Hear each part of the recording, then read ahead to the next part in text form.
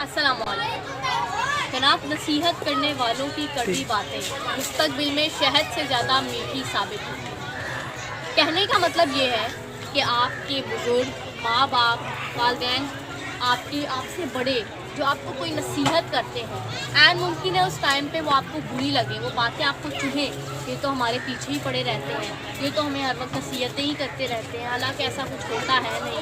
पर जब आप बड़े होंगे तब आपको रियलाइज़ होगा कि सच में हाँ, वो बिल्कुल ठीक नसीहतें करते थे, क्योंकि आपके वालिदैन का तजर्बा है, वो उस लाइफ से गुजर चुके हैं जिस लाइफ में आप अभी मौजूद हैं, मौजूदा ज़माने में हैं। तो वो आपको उस मौजूदा ज़माने के हिसाब से जो नसीहतें करते हैं आपको वो मान लेनी चाहिए।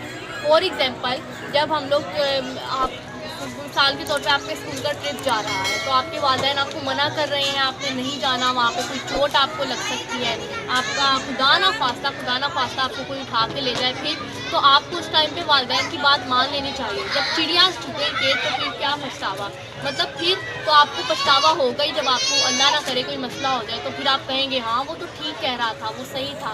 तो उस पछतावा होने से बेहतर ये नहीं है कि आप अभी बात मान लें।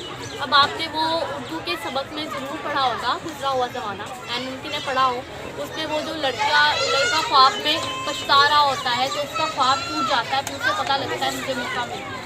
और यूँ मेरे पापा की एक किताब भी है, काश में बेटी ना होती, उसमें भी पापा ने इसके बारे में बताया कि जो लड़की थी उसे एक और मौका मिल गया था, उसके ख्वाब में वो पछता रही थी।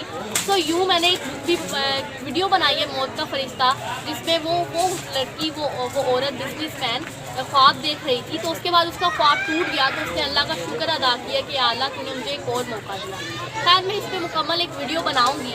अभी मैं आपको बस ये मैसेज देना चाहती हूँ कि जो आपके वालिदैन आपको कहते हैं उसे आंखें बंद करके मान लीजिए, क्योंकि ना आपके बुजुर्ग ना आपके वालिदैन आपका बुरा चाहेंगे, ना ही नुकसान चाहेंगे। और मुस्तकबिल में वो आपको, जब आप बड़े होंगे उस स्टेज में जाएंगे तो आपको पता चलेगा हाँ ये बातें बिल्कुल ठीक थी, उनका तजर्बा था इसलिए उन्होंने आपको कहा।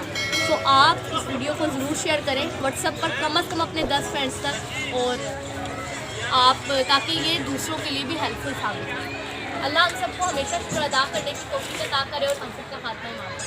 आमीन।